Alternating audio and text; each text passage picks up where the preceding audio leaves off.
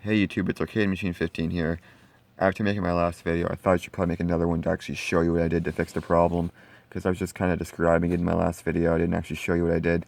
So, yeah, here's what I did. At first glance, you may think it looks like a normal 360 that's been unchanged. You know, has both the X clamps, but if you look closely, you can tell that this one actually has machine screws in each of the 4 spots that hold it down to the motherboard, where this one has just the normal pegs that the X clamp wraps around to put pressure onto the heat sinks. So what I did here is, here's the hooks or whatever that wrap onto the pegs.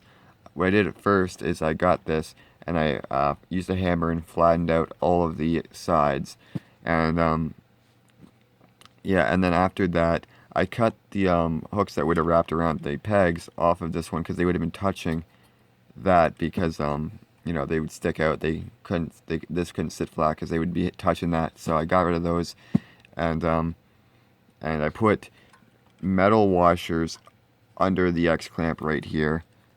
Not sure if you can tell. There's 4 of them on each side, and yeah, this X clamp is mostly flattened out when I flattened all that out and stuff, but you have to keep it bent a tiny bit so that the middle can be pushed onto the motherboard there, just a tiny bit, and so make sure it's not completely flat. And now if I flip this over to the other side, okay, you can just tell right there,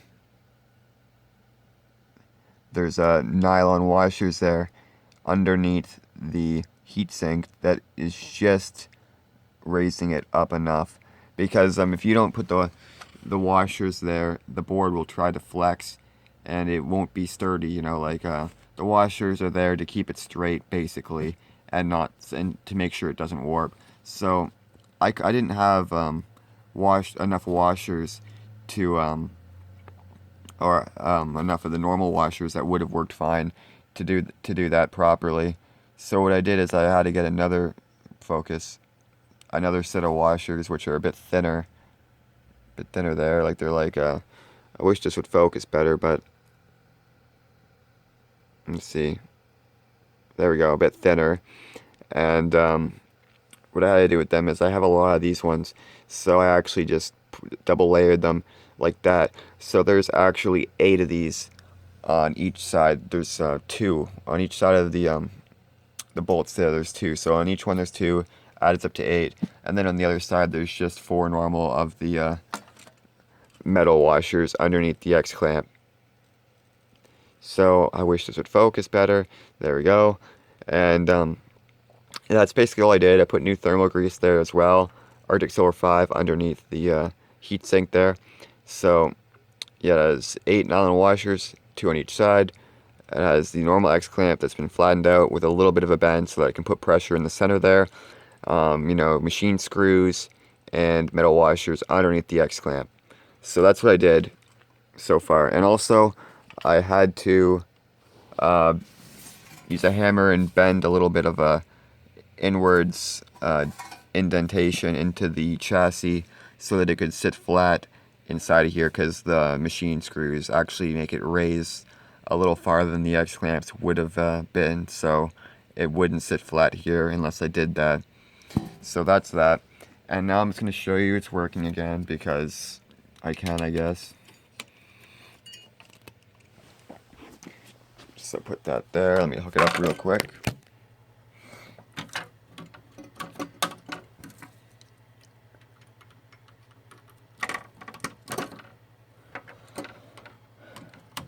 And in my last video I said I had pennies weighing down the hand chip. Obviously it wasn't the hand chip, I just did that as a precaution, but I thought might as well just take them off. So yeah, there's the hand chips, a newer one. Obviously those things don't really have many problems with them, it's just the older ones. And oh yeah, and here's the thermal grease I used. It's premium stuff, the Arctic Silver 5. This is something that you're going to want to use. You're not going to want to go to Radio Shack and get like the cheap stuff, that white thermal paste, or the stuff that's in the little packets and stuff. You don't want that. You want to get the actual stuff in the tubes that are good quality, because they can transport the heat better.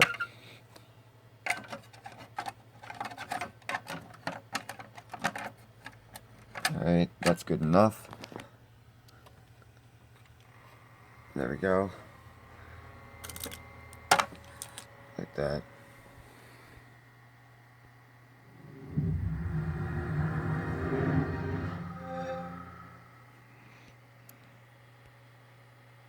There we go. So everything's working good.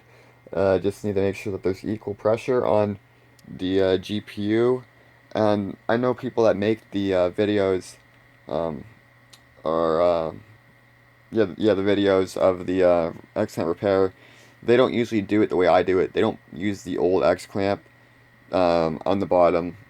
But I realized that if you don't use that old X clamp, that there's gonna be no force going underneath the bottom of the motherboard in the center of the chip.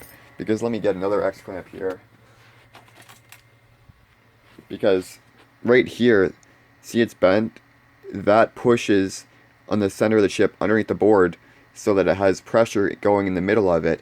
And if you don't put pressure on the middle of it, the board can, like, you know, flex like that at the bottom, and it could lose more, you know, solder balls because they'll break when it warps. So if you don't have pressure going in the middle of that chip from the bottom of the board, you know, that could cause some serious problems. That's why I reused the X clamp, so that I could get more pressure. Like, it's basically the same thing as the X clamp, except that it's adding more pressure, and you know, but you got to use those washers in between the heat sinks here, the nylon washers, to make sure that you don't warp it, because it's going to be tight. It's, you know, it's going to be tighter than the normal one, so you got to make sure that it's supported. And yeah, so don't just do it without the original X clamp, because you know it's not going to support the middle of the chip underneath the board. So do it the way I show you, and yeah, it should be fine for you. But if you do it the way like the 5-year-olds or 12-year-olds or like people in general, I just show you to do it without the you know, the original X clamps putting pressure in the middle, it's gonna fail probably within like a month or so, if not like a week. So just do it the way I show you, and you should be good. You know, it's working fine.